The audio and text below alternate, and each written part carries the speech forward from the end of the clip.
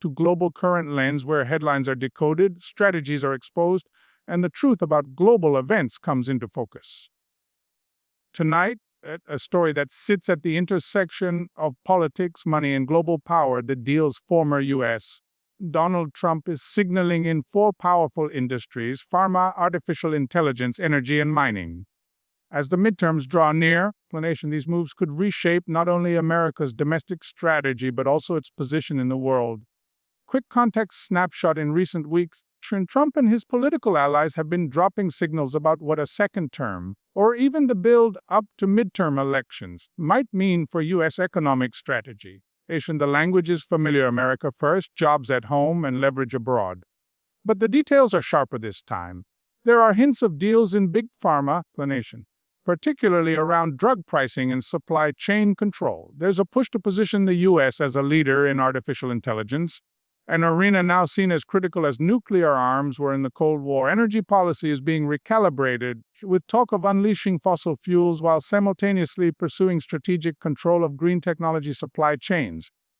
And mining, especially rare earths, lithium, and cobalt, has been cast as the hidden battlefield for the century ahead. The question is not only what Trump intends to pursue, but how these sectors fit together as political weapons, economic levers, and geopolitical bargaining chips.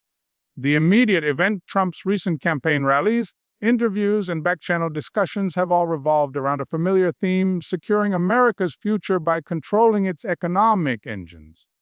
But this time, the emphasis is less on tariffs and more on specific industries. In pharma, Trump has suggested that drug companies must bring manufacturing home, warning that supply chains dependent on China and India for ingredients are unacceptable in a crisis. His aides hint at the possibility of tax incentives for domestic plants and tough penalties for outsourcing life-saving drugs.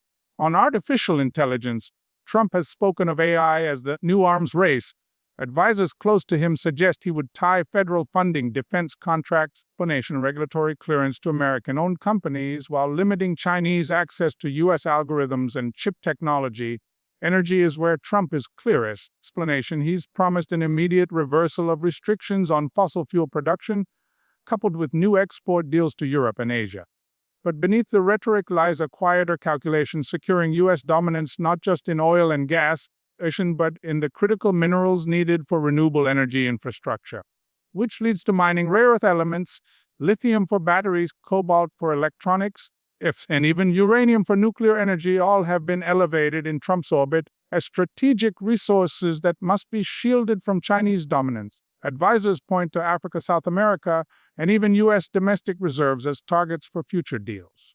In short, Trump is signaling a vision-term agenda built on securing choke points of the 21st century economy. Historical and political context: to understand why these industries are being singled out, it helps to rewind. In the 1980s, political power was rooted in manufacturing and oil. By the 2000s, the U.S. leaned on finance and tech dominance. But cracks appeared. The opioid crisis exposed vulnerabilities in the pharmaceutical supply chain. The COVID-19 pandemic revealed just how dependent America was on overseas drug ingredients and protective equipment. Artificial intelligence, meanwhile, leaped from a lab curiosity into a national security obsession. The rise of Chinese firms like Huawei, Tencent, and ByteDance alarmed Washington. A bipartisan consensus emerged: control of AI is equivalent to control of the future battlefield. Energy politics have shifted repeatedly. Trump's first term prioritized energy dominance, expanding oil and gas exports. Yet the global pivot toward renewables has made control over solar panels, batteries, and green infrastructure as politically vital as oil pipelines once were. Mining ties it all together.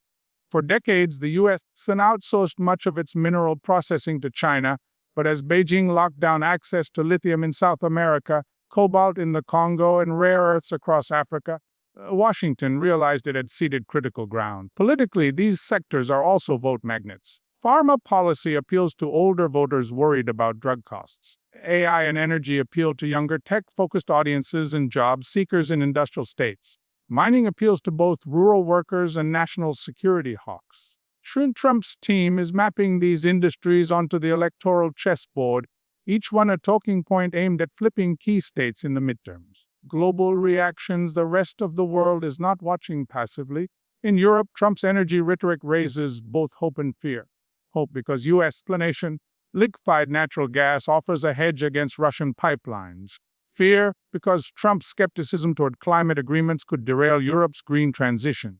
China sees Trump's focus on AI and mining as a direct threat. Beijing has already signaled it would retaliate against any U.S. attempt to cut off mineral supply lines or block Chinese AI firms.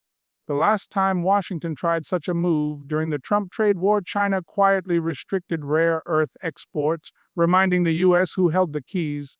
Pharma is trickier. India, one of the world's biggest producers of generic drugs, would be caught between U.S. demands and its own ties with China. European pharma giants could benefit if the U.S. squeezes domestic firms into reshoring. Other global players are positioning themselves. In Africa, nation governments from Zambia to the Democratic Republic of Congo are signing long-term mining deals, sometimes with China, sometimes with Western firms. South America is fielding offers from both Washington and Beijing for lithium rights. Every signal from Trump's camp sends ripples through capitals around the world. Allies wonder, will they be offered deals or squeezed out? Rivals prepare for confrontation, hedging supply lines and diversifying partnerships. And strategic stakes, pharma, AI, energy, and mining are not just industries, they are power centers. Pharma is about public health, but also about price wars and patents. A Trump-led push to reshore manufacturing could lower dependency risks, but it could also spark inflation in drug costs. The stakes are measured in lives and in billions of dollars. AI is about more than apps and chatbots. It is predictive warfare, surveillance, logistics, and market control. Whoever controls AI infrastructure controls data pipelines, defense systems, and entire economies. For Trump, positioning America as the undisputed leader is both a campaign promise and a geopolitical strategy. Energy is the bloodstream of the economy. Trump's return to fossil fuels could create short-term job growth and energy independence, but it risks isolating the U.S. from the global green energy transition. If paired with control over rare earths and battery technology, the U.S. could dominate both old and new energy markets. Mining is the hidden keystone. Without lithium, cobalt, and rare earths, there is no AI hardware, no green energy, no advanced military technology. Trump's hints about securing mining rights abroad reveal a recognition that minerals are the new oil fields. The stakes are enormous. For America, this is about securing autonomy in critical sectors. For the world, it is about whether the U.S. reclaims dominance or triggers new rivalries that fracture global supply chains. Possible futures. Scenario 1, de-escalation and cooperation. Trump's tough talk pushes industries to renegotiate. Pharma companies reshore some facilities but keep global partnerships. Pan-Asian AI development becomes competitive but not confrontational, with rules emerging around intellectual property. Geopolitical blends fossil expansion with a cautious nod to renewables. Mining deals are shared between allies, China still a dominant player but not uncontested. The result is friction but manageable. Scenario 2, limited conflict and strategic rivalry. The U.S. and China lock horns over AI and minerals. Sanctions and export bans escalate, leading to a tit-for-tat cycle. Pharma supply chains split into Western and Eastern blocs.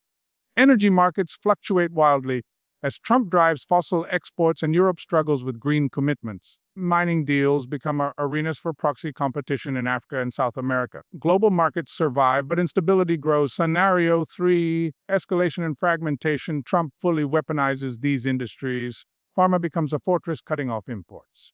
AI access is locked down. Alliances forming around competing systems, U.S.-led versus China-led.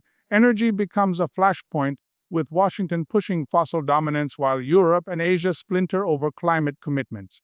Mining turns into a resource war, powers scrambling for exclusive rights. Supply chains fracture, inflation spikes, and geopolitical rivalries deepen into open confrontation. Tension peak and big question.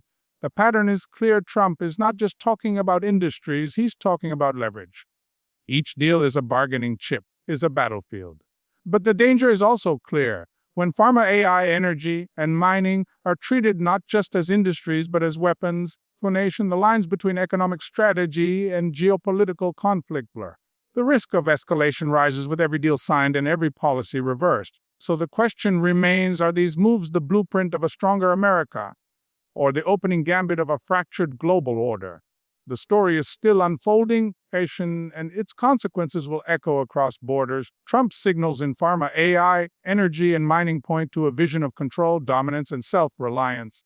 But whether this becomes a path to stability, rivalry, or outright conflict depends on the choices made in the months ahead and on how the world responds. Explanation: you've been watching Global Current Lens.